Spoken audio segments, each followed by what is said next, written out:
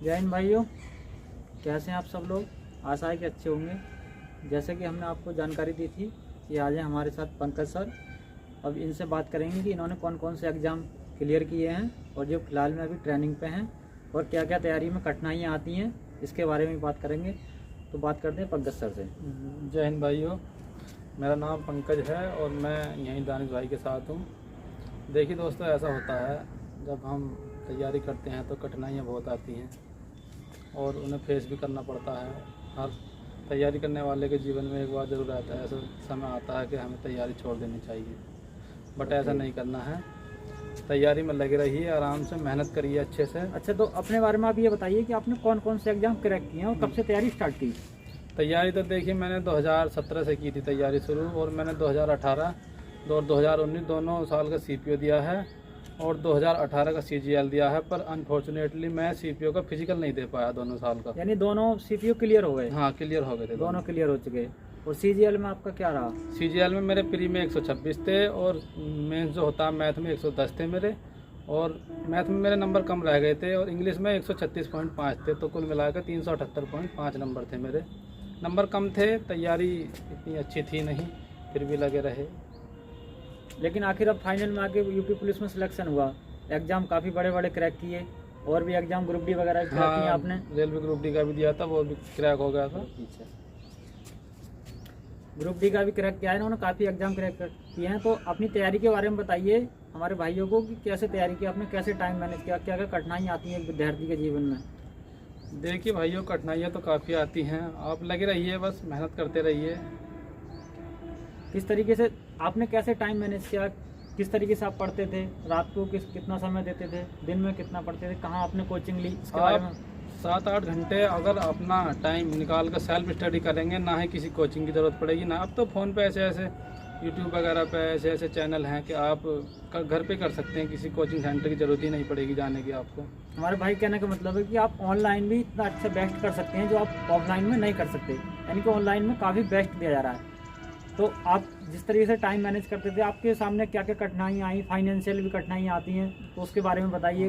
कभी हमें लगने लगता है कि अब तैयारी छोड़ देनी चाहिए, नहीं हो पाएगा, तो हमें उन परिस्थितियों से कैसे गुजरना चाहिए।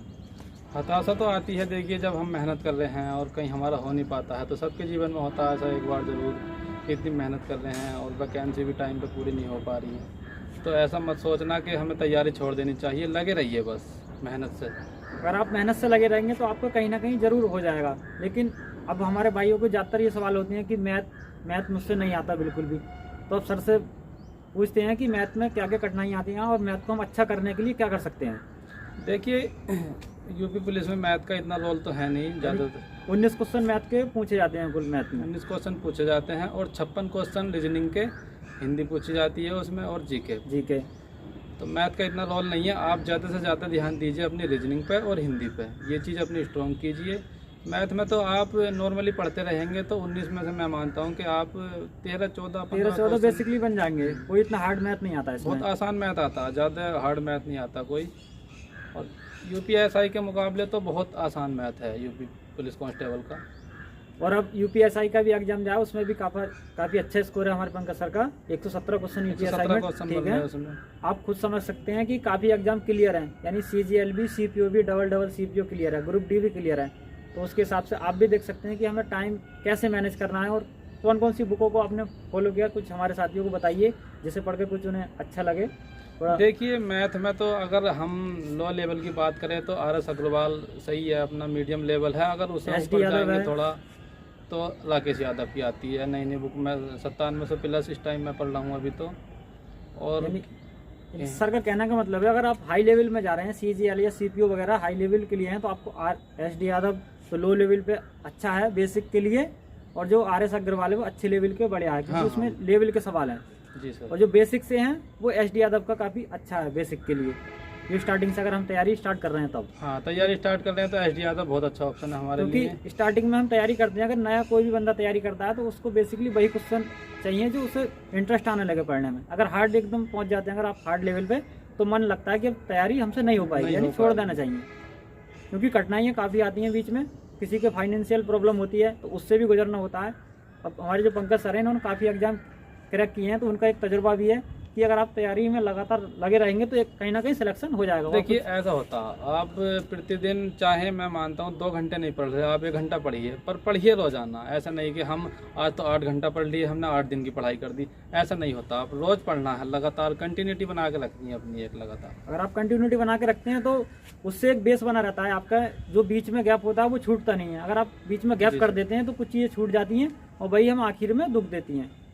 हमें आखिर में ये लगता है कि मेरी तैयारी नहीं है। अगर आप बेसिक जुड़े हुए हैं स्टार्टिंग से तो कोई दिक्कत आपको नहीं होगी। और बच्चों को ये बताइए कि आप जो एग्ज़ाम की तैयारी कर रहे हैं तो कभी कभी हमने ऐसा टेस्ट सीरीज लगाई तो ये लगने लगता है कि टेस्ट सीरीज में अगर हमारे अच्छे अंक नहीं आए कि मेरी तैयारी ठीक नहीं है, यानी कि तैयारी अच्छी होने के बाद भी ये लगने लगता है कि तैयारी अच्छी नहीं है। तो उसके बारे में कुछ बताइए। नहीं, उसकी टेंशन मत लीजिए। ऐसा होता है टेस्ट सीरीज में कुछ क्वेश्चन आ जाते हैं हार्ड, हमसे नहीं हो पाते तो हमको ऐसा लगता है, जैसे मैथ पढ़ते हुए जो हमसे क्वेश्चन लगातार हो रहे हैं तो ऐसा लगता है कि हमको मैथ करना चाहिए आगे। कोई बीच में क्वेश्चन हार्ड आ जाता है तो ऐसा लगता है अब नहीं, कि बस हमको यहीं छोड़ देना चाहिए। तो टेस्ट सीरीज लगाते रहिए। जितने नंबर बन रहे हैं, जो आपकी गलतियाँ हुई हैं उस टेस्ट में, नंबर पे मत जाइए कितने नंबर आ रहे हैं आपके, जो गलतियाँ हुई हैं उसमें उन गलतियों को सुधार करिए कि हमने कौन से चैप्टर में गलती की है तो उस चैप्टर पर विशेष ध्यान दीजिए। ऐसा करिए टेस्ट सीरीज में। यानी कि जो टेस्ट सीरीज का मतलब हमें ये नहीं आंकना है कि टेस्ट सीरीज से हमारा एग्जाम लेवल का, हमें ये देखना हम गलती कहाँ कर रहे हैं। हम टेस्ट सीरीज में अपनी गलतियों को देखकर उन्हें सुधार सकते हैं। एक मौक होता है जैसे कि हम एग्जाम दे रहे हैं। टेस्ट सीरीज का मतलब यही है कि हम एग्जाम की तरह टेस्ट सीरीज लगा रहे हैं। हमें उससे ये पता चलता है कि हम कहाँ गलती कर रहे हैं और कहाँ गलती नहीं होनी चाहिए, तो उसमें हम बाद में सुधार सकते हैं उन गलतियों को। तो टेस्ट सीरीज आपने भी लगाई है, काफ़ी सर ने टेस्ट सीरीज भी लगाई है, तो बताइए टेस्ट सीरीज में कभी कभी आपकी रैंक क्या क्या आ जाती थी जिससे आपको लगता था कि मेरी पढ़ाई अच्छी नहीं है? देखिए टेस्ट में तो मैंने बहुत टेस्ट लगाए हैं, क्या बोलते हैं, टेक्स्ट बुक का भी टेस्ट दिया है और ग्रेड अप पर भी टेस्ट दिए हैं। नंबर बहुत रैंक नीचे आती थी, कभी कभी ठीक ठीक रैंक भी आती थी, तो उसमें मत जाइए रैंक पे अपनी, आप उस पर ध्यान दीजिए कि हमारी गलती कहाँ हो रही है। मेन चीज़ तो वो है, आपको यही ध्यान देना है कि गलती कहाँ हो रही है, यानी कि हमें अपनी गलतियों को सुधारना है टेस्ट सीरीज में। क्योंकि रैंक का क्या है कि अगर आप कि कोई टेस्ट होता है कि इजी होता है, अगर हम उसको करते हैं तो हमें लगने लगता है कि तैयारी हमारी अच्छी है तो हम ओवर में चले जाते हैं, जिसकी वजह से फिर हम अच्छी तैयारी नहीं कर पाते। लेकिन कभी क्या होता है टेस्ट ज़्यादा हार्ड होता है तो उसकी वजह से हमें लगने लगता है कि अब हमारी तैयारी खराब है। तो हमें ये नहीं देखना है, हमें खाली अपनी गलतियों को सुधारना है टेस्ट से। और देखिए रीजनिंग के लिए मैं बताना चाहूँगा, रीजनिंग के लिए ना कोई बुक खरीदिए ना कुछ, आप कैरियर विल पे पीयूष वासणे का कोर्स खरीदिए, सबसे अच्छा बेटर ऑप्शन लगा वो। एसएससी की रीजनिंग तो बहुत आसान आती है, ये जो होती है पुलिस की, लेखपाल की, यूपीएसआई वगैरह, इनकी रीजनिंग हार्ड आती है एसएससी के मुकाबले। तो आप पीयूष वासणे का कैरियर विल पे एक कोर्स खरीद लीजिए, 1000-1200 रुपये का होगा ज़्यादा, उसमें आप पूरी रीजनिंग पढ़ लेंगे। यानी कि अब ऑनलाइन सिस्टम है, आप इस समय में आपको कोई भी बुक खरीदने की कोई ज़रूरत नहीं है। अब ऑनलाइन जितनी ज़्यादा प्रैक्टिस करेंगे आपको उतना ही फायदा होने वाला है। अब हमारे पंकज सर इन्होंने ऑनलाइन कितनी प्रैक्टिस की और ऑफलाइन के बेहतर भी समझ सकते हैं, बताएंगे आपको कि ऑनलाइन में कितना बेस्ट है और ऑफलाइन में कितना बेस्ट है। ऑफलाइन में तो ऐसा होता है आपको ज़्यादा इतना अच्छा मटेरियल नहीं मिल पाता, ऑनलाइन में काफ़ी अच्छा कंटेंट मिल पाता है आपको। तो आप ऑनलाइन ही मैं बेटर ऑप्शन आपके लिए रिकमेंड करूँगा कि आप ऑनलाइन ही पढ़िए। ऑनलाइन में आपको डबल फायदा है। अगर आप मान लीजिए रीजनिंग का, अगर आप ऑनलाइन टेस्ट लगा रहे हैं, आपको जो क्वेश्चन नहीं बनते हैं आपसे तो साथ ही साथ सॉल्व करा दिए जाएंगे, जिससे आपको तुरंत ही पता लग जाएगी क्वेश्चन किस तरीके से ये होना है। अगर आप ऑफलाइन करते हैं तो आप उसका सॉल्यूशन बाद में ढूंढेंगे, तो ये आपको काफ़ी फायदा होता है ऑनलाइन टेस्ट सीरीज में भी और ऑनलाइन पढ़ाई में भी। टाइम बहुत बचता है अपना आपका ऑनलाइन में, ऑफलाइन में इतना टाइम नहीं बच पाता। हम ऑनलाइन में बहुत अच्छा टाइम बचा लेते हैं और कम समय में हम ज़्यादा चीज़ें कर पाते हैं, कम समय में। मैथ की तो आप मैंने बताया एसडी यादव और आरएस अग्रवाल, अगर अपर लेवल जाना हो तो राकेश यादव खरीद लीजिए।